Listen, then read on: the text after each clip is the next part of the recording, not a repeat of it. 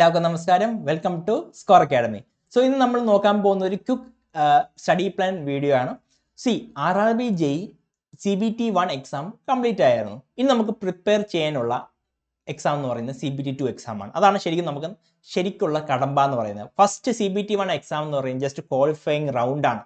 അതൊന്ന് ക്വാളിഫൈ ചെയ്താൽ മാത്രമേ CBT 2 എക്സാം എഴുതാൻ പറ്റുള്ളൂ. അപ്പോൾ CBT 1 എക്സാം എഴുതിയവർ, ക്വാളിഫൈ ചെയ്യുന്ന ഉറപ്പുള്ളവർ ഉടനെ തന്നെ CBT 2 എക്സാമിൻ്റെ പ്രിപ്പറേഷൻ സ്റ്റാർട്ട് ചെയ്യേണ്ടതാണ്. ഇപ്പോൾ CBT 2 എക്സാം നിങ്ങൾക്ക് അറിയാവുന്നതാണ്. നമുക്ക് എന്തുണ്ട്, ടെക്നിക്കലും നോൺ ടെക്നിക്കലും ഉണ്ട്. ടെക്നിക്കലിൽ വരുന്നതാണ് നമ്മൾ ടെക്നിക്കൽ എബിലിറ്റീസ് എന്ന് പറയുന്നത്. നോൺ ടെക്നിക്കൽ പാർട്ടായിട്ട് വരുന്നതാണ് ബാക്കി സബ്ജക്ട്സ്.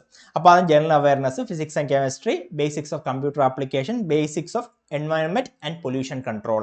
അപ്പോൾ അതിൽ ശ്രദ്ധിക്കുകയാണെങ്കിൽ ഈ പറയുന്ന ജനറൽ അവയർനെസ്സും ഫിസിക്സും കെമിസ്ട്രി നമുക്ക് ഓൾറെഡി CBT 1 എക്സാമിന് ഉണ്ടായിരുന്നു. അപ്പോൾ അതൊന്ന് റിവൈസ് ചെയ്താൽ മാത്രം മതി.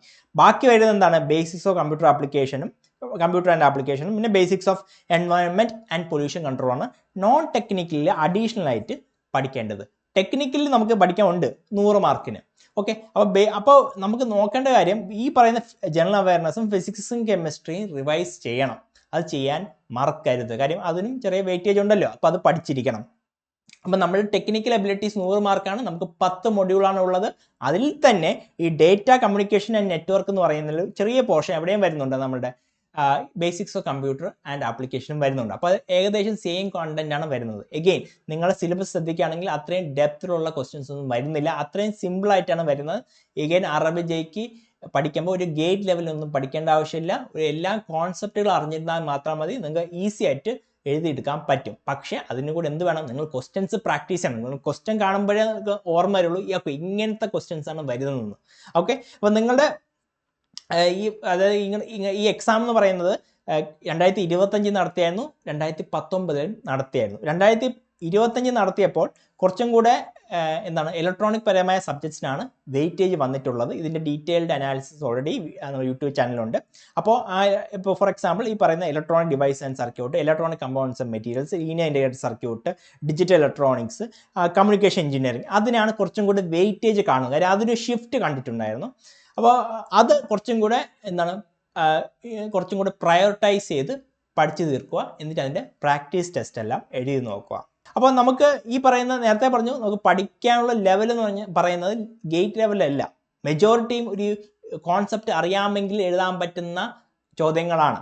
അപ്പോൾ തിയറിയും സ്റ്റേറ്റ്മെന്റ് ടൈപ്പ് ക്വസ്റ്റ്യൻസും ഉണ്ട്. ആ തിയറി തന്നെയാണ്, തിയറി അറിഞ്ഞാൽ സുഖമായിട്ട് സ്റ്റേറ്റ്മെന്റ് ടൈപ്പ് ക്വസ്റ്റ്യൻസും ടാക്കിൾ ചെയ്യാൻ പറ്റും.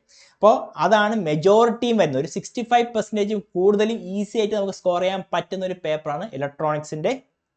അതിൽ തന്നെ നമുക്ക് ആ ഒരു ഇലക്ട്രോണിക് എക്സാമിന് വേണ്ടി പഠിക്കാൻ എന്താണ് നമുക്കുള്ളത്, റഫ്ലി മിനിമം എന്തായാലും ഒരു 60 ഡേയ്സ് വേണം.